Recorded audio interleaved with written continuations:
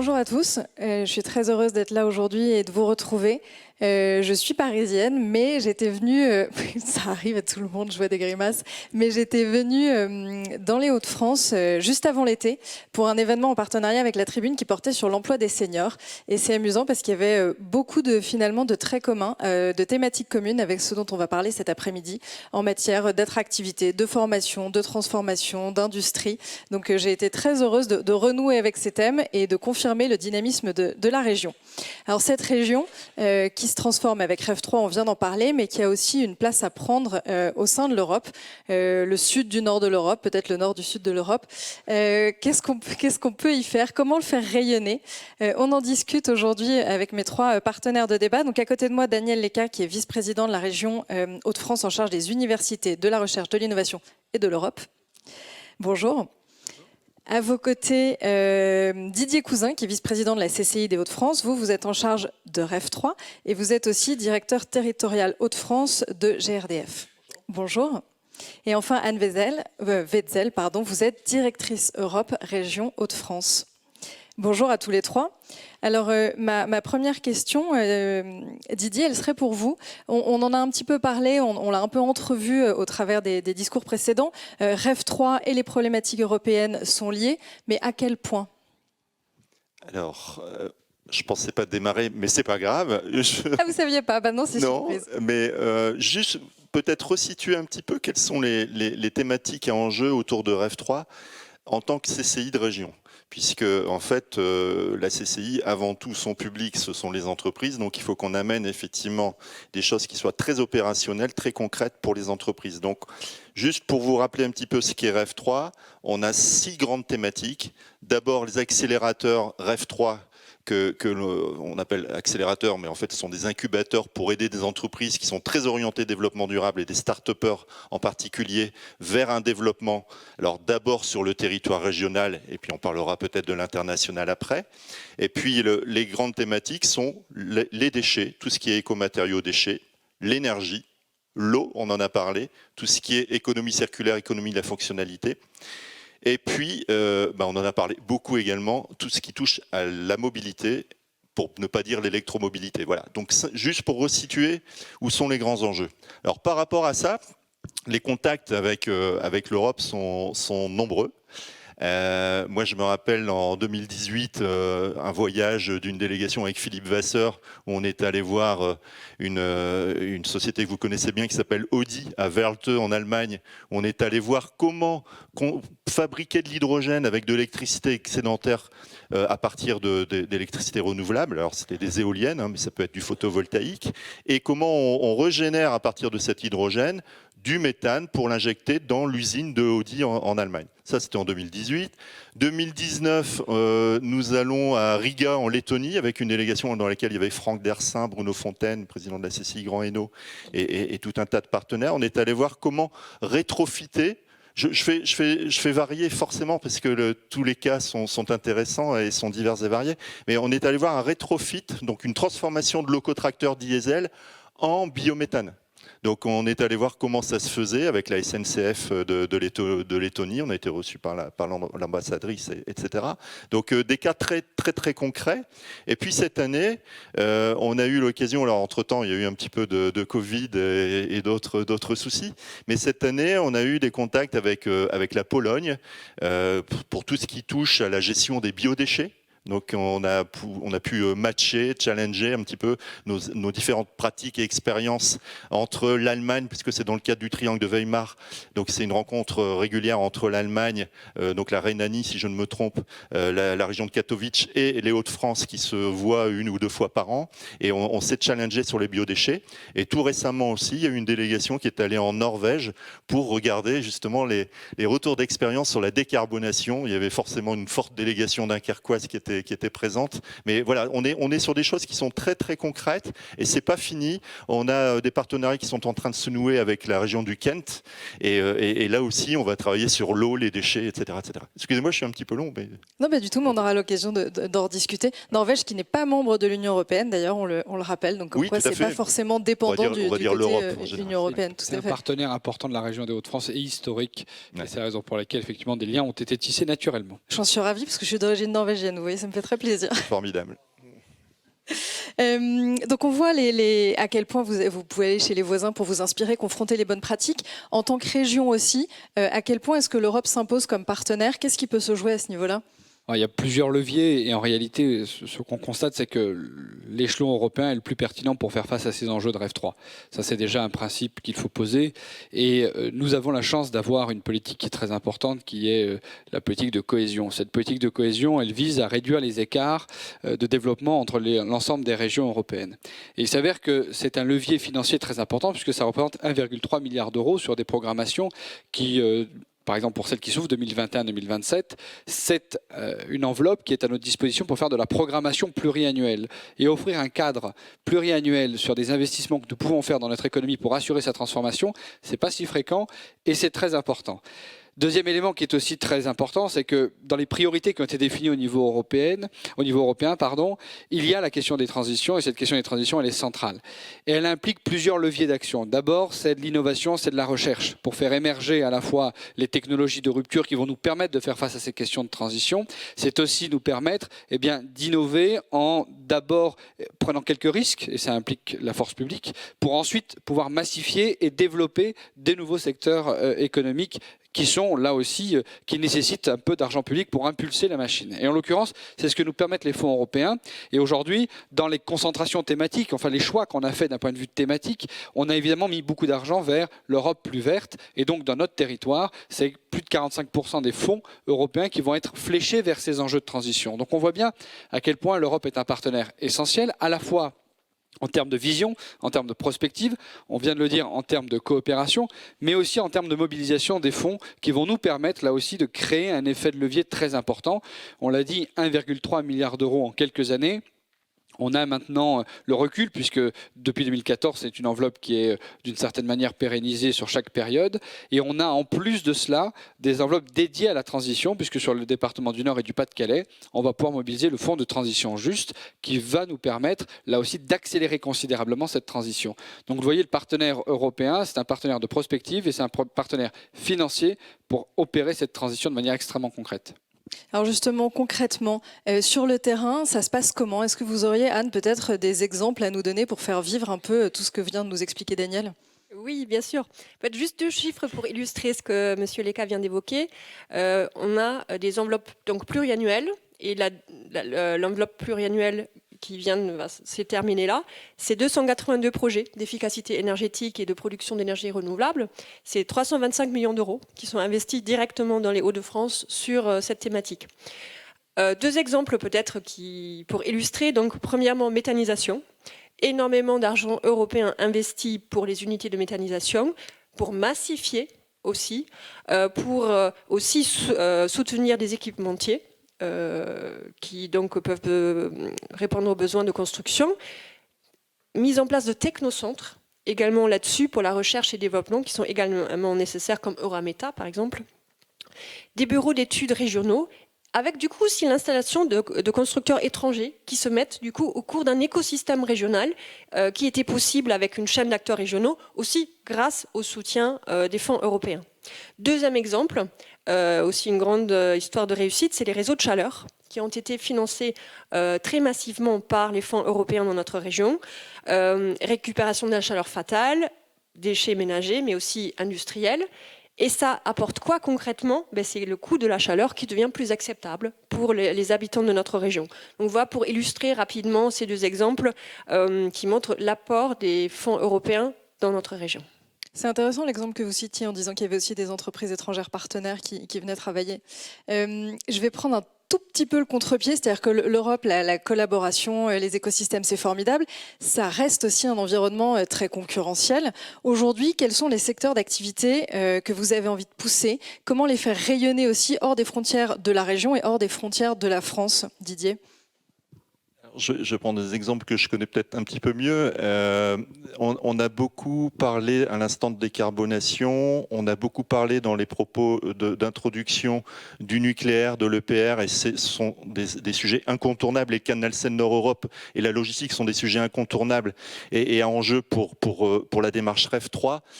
Ceci dit, la période qui arrive de transition qu'on a appelée énergétique, et j'ai tendance à dire de transition décarbonée, elle ne se fera pas qu'avec une seule solution. Donc il faut qu'on travaille sur toutes les solutions du mix énergétique et REF 3, c'est quand même beaucoup l'énergie. Pourquoi je dis ça? En 2011, le biogaz n'existait pas en France. Enfin, il existait, mais uniquement à partir de déchets pour produire de l'électricité. On découvre en 2011 avec Lille, c'est Lille Métropole qui a lancé la première unité d'injection de biométhane. On découvre avec Lille qu'on peut avoir un cadre réglementaire, juridique, être reconnu au niveau de l'Europe sur l'injection de biométhane dans le réseau. Et du coup, ça nous a permis de se donner une ambition au niveau national d'être 100% gaz vert à l'horizon 2050 avec des étapes intermédiaires que l'on est en train de vivre actuellement. Et la région Hauts-de-France, et petit clin d'œil à Philippe Vasseur, qui dit « Moi, je suis d'accord pour lancer la démarche de biométhane injecté en région, mais je veux être la première région européenne de biométhane injecté. » On a dit banco, on essaye, on monte un collectif qui s'appelle le Corbi, collectif opérationnel régional de biométhane injecté. Et on est parti de zéro en 2010. Et aujourd'hui, on a 90 unités de méthanisation agricole qui produisent leur biométhane et qui injectent dans le réseau. Je ne vais pas dire qu'on est à 100% de gaz vert, ce serait mentir et on en est loin. Mais en tout cas, on a atteint et dépassé les objectifs qu'on s'était donnés initialement. Pourquoi je dis ça? Parce qu'en fait, ce type de fonctionnement en collectif, c'est ce qui nous inspire aujourd'hui pour travailler sur l'hydrogène, pour travailler sur le CO2, avec Dunkerque notamment, travailler sur l'électromobilité. On a un collectif régional, alors Frédéric en parlera sans doute après, mais on a un collectif qui s'appelle le COREM, où on a réuni tous les acteurs de l'électromobilité pour lancer un peu ce qu'on a fait avec le Corbi depuis 10 ans, c'est-à-dire une marque, Métamorphose pour la méthanisation, un événement tous les 2 ans, et puis surtout travailler sur tous les enjeux liés à la formation, liés à l'acceptabilité du biométhane. C'est jamais simple de faire des implantations industrielles et agricoles nouvelles sur le territoire, on est toujours confronté à un peu d'opposition, et on aura ça pour toutes les activités industrielles. C'est aussi l'attractivité des métiers pour les jeunes demain, et c'est un véritable enjeu. Alors, pourquoi je dis ça par rapport à l'Europe? Parce que j'ai reçu récemment, ici au siège de GRDF à Lille, les compagnies gazières de Wallonie, enfin de Belgique, il n'y avait pas les Flamands, qui découvrent l'écosystème, mais ils disent « mais c'est génial votre Corbi ».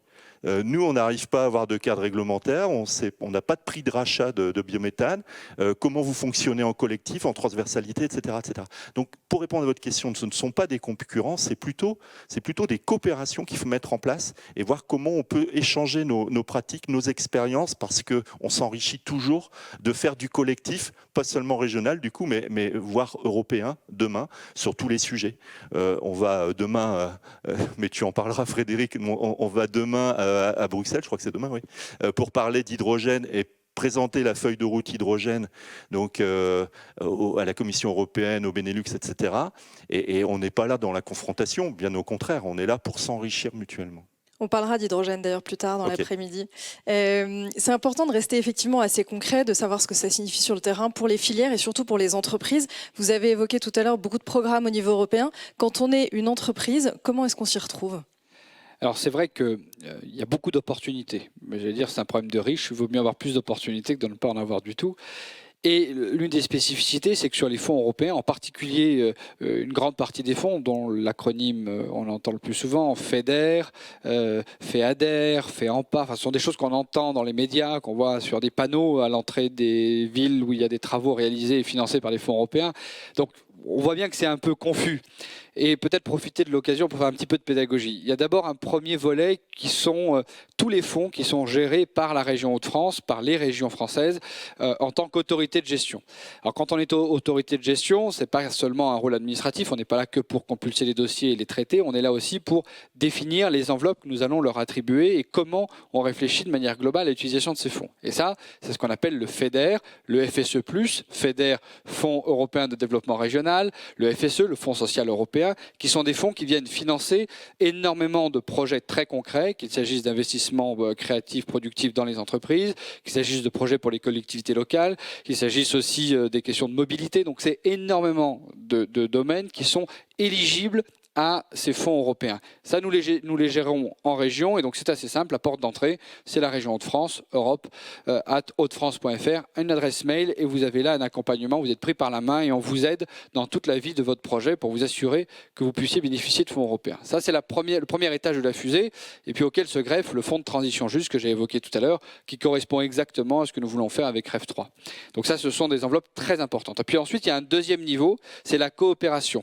On vient d'en parler, il y a des sujets avec lesquels on peut se renforcer avec des partenaires européens. Et donc, nous avons un certain nombre de programmes européens. On a le programme transfrontalier franco-belge, évidemment, qui est un programme très important. On a les coopérations transnationales, Europe du Nord-Ouest et Mer du Nord, qui sont des projets que nous avons, auxquels les acteurs en région sont éligibles. Et puis, on a le programme de coopération interrégionale Europe, qui permet de s'adresser à l'ensemble des pays européens. Trois types trois portes d'entrée, mais qui sont à chaque fois des opportunités de financement, mais aussi des opportunités de partage d'expérience. Quand vous avez un partenaire belge, un partenaire d'un autre pays, mais qui rencontre les mêmes spécificités, les mêmes problématiques que vous, vous vous enrichissez parce qu'ils ont un écosystème différent et vous permettez de partager les bonnes pratiques et donc de progresser ensemble. Puis il y a un dernier levier que sont les politiques dites sectorielles, gérées directement par la Commission européenne. Et ces programmes-là sont très concurrentiel, très compétitif et incite effectivement à monter très fortement en qualité et en compétences.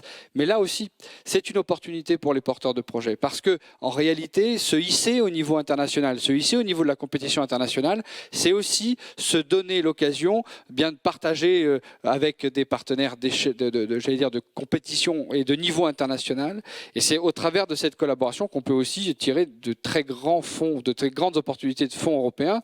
On connaît tous Erasmus, mais si je vous parle de LIFE, si je vous parle d'Horizon Europe, ce sont des politiques sectorielles qui sont très richement dotées par la Commission européenne, qui offrent des opportunités de financement et qui permettent de voir aboutir des projets qui sont structurants à l'échelle européenne. Et ça, c'est quelque chose qu'il faut bien avoir en tête. On ne réussira évidemment pas uniquement à l'échelle régionale, on ne réussira pas uniquement à l'échelle nationale. C'est aussi l'échelle européenne qui nous offrira demain des opportunités, y compris pour développer notre souveraineté. Alors Anne, vous aviez fait ça très bien tout à l'heure. Est-ce que vous auriez encore des exemples pour donner un peu de corps à ces explications ? Oui, tout à fait. Alors du coup, pour la première porte d'entrée que vient d'évoquer Daniel Lecca, les programmes régionaux, c'était les réseaux de chaleur ou la méthanisation, comme exemple. Après, pour la coopération européenne. Alors peut-être un projet qui est assez emblématique de ce qu'on peut faire lorsqu'on n'est pas seul, mais on se met ensemble avec des voisins, plus ou moins proches. Je cite un exemple, c'est E égale 0, un projet du coup de coopération transnationale avec les Pays-Bas, le Luxembourg, la Grande-Bretagne, elle était encore dedans, et la France, donc Hauts-de-France était dedans.